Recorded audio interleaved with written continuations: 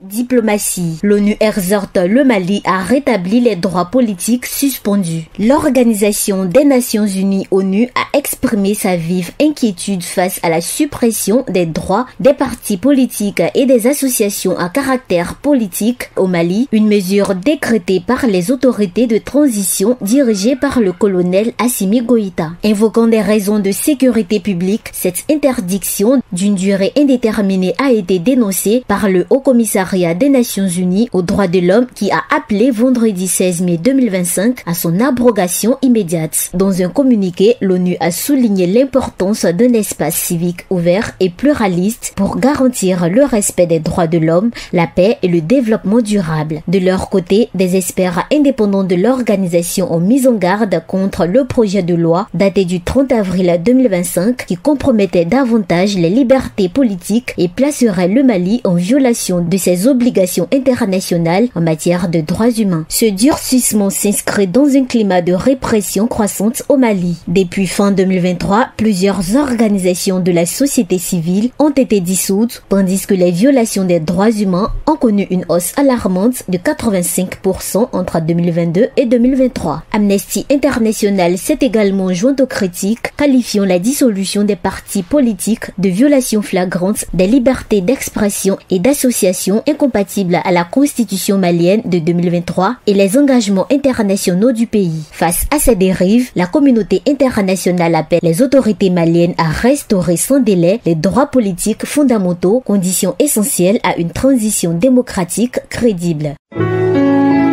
APRA, Agence Presse Radio et Audio.